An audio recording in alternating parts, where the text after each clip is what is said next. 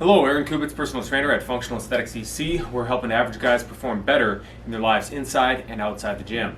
So it's been a while since I've done a training vlog. I've been doing a lot of other videos just talking about various different fitness related topics, which is the majority of what I like to do since I think it's providing more value. But every once in a while, I think it is helpful to put out a video to offer a little bit of inspiration on to maybe motivate you in your workouts, and then also provide some insights into maybe the reasons why the workout that I'm doing is structured in the way that it's done.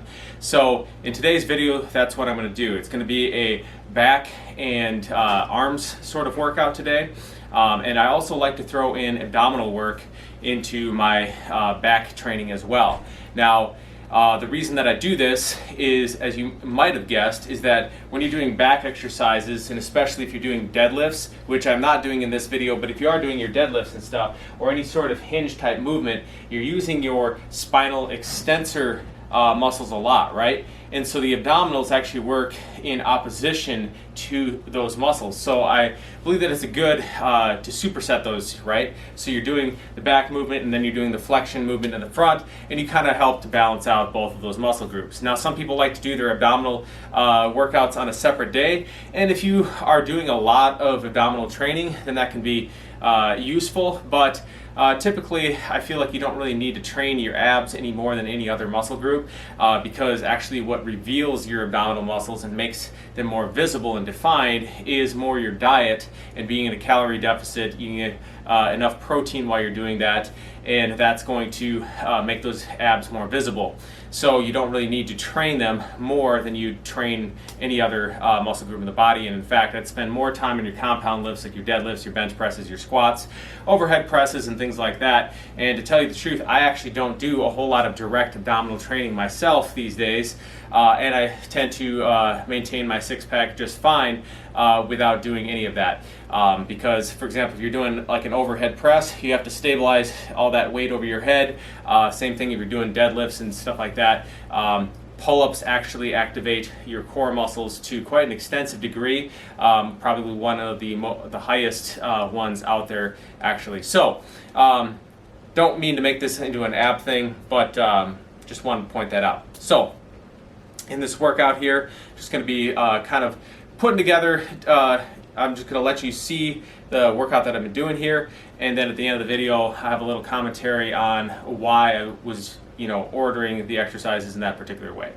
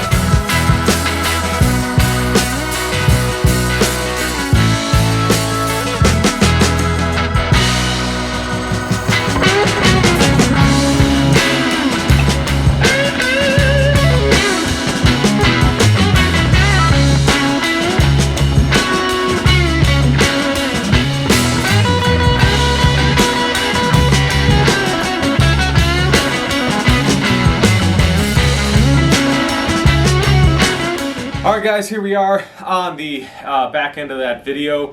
As you probably noticed at the beginning of the video, it wasn't necessarily a pulling or back exercise at all. It was more or less I was doing some front squats, and front squats are actually a great exercise for not only increasing strength in your medialis muscle in the front of the leg here, but it's also a really good exercise for increasing the strength of your transverse abdominals, or the muscles that are underneath your six-pack, and they actually go around like almost like a natural weight belt to help to protect your spine and provide that intrathoracic pressure there, protecting all the internal organs and stuff like that. And so you might notice when you're doing a front squat, especially the heavier it gets, when you're coming up, you actually have to engage that cinching mechanism quite to an extent, and that's why I say a lot of times when you're doing actual compound lifts, if you're lifting heavy things and stuff like that, you don't need to actually do a lot of direct abdominal work, and in fact to reveal your six-pack, you just have to focus more on your diet. So that was, I guess you could term that a sort of core training. So after that, we got into some of the bent over rowing. That makes a lot of sense. You're going to be working primarily your rhomboid muscles. And then the reason that you typically would combine a back exercise with like a curling exercise to your biceps is because the back exercises you're already kind of doing pulling type movements, right? And so then you're just kind of rounding that out, adding a little icing on the cake to do some direct isolated work for the arms after that. In fact, if you are in a bit of a rush and you don't have a lot of time, you don't even need to actually do any direct arm work. And if you're just doing, your deadlifts, if you're doing your rowing and stuff, if you're doing your pull-ups, you're going to be getting some arm work involved in there as well. But if you do have more time available, and if you would like to get to a more advanced level, i.e. you need a little bit more volume to stimulate that continued muscle growth and continued strength gains, then yes, definitely want to add in some biceps curls and things of that nature. Now, I like to go back and forth. Some people will say, you only need to do chin-ups and pull-ups and stuff. You don't really need to do curls and stuff because it's not super functional. I actually tend to disagree with that. I think pull-ups and stuff like that are really actually pretty great. But I do notice that I can't do them all the time. And in fact, it's almost like, if you're a long-distance runner, right? If you just run all the time, you tend to kind of wear out certain muscles and stuff like that, and at least in my experience, your performance tends to kind of decrease. So if you do some cross training and get that extra volume of training in by adding in some biking on a couple days of the week, or doing some cross-country skiing in the wintertime, or doing the rowing machine or whatever, it can help you get that higher amount of volume. That's kind of the same thing with the biceps curls. It's not quite as a full body workout, because if you're doing a pull-up, you're working the lats, you're working your core, and you're working your biceps all at the same time. You're working your forearms, obviously. Now with the biceps curl though, it is a little bit more intense focus on specifically the biceps and a little bit of the forearms as well, and that's why I like to include it in there, because I do feel like it actually helps my arms become stronger than just doing plain pull-ups.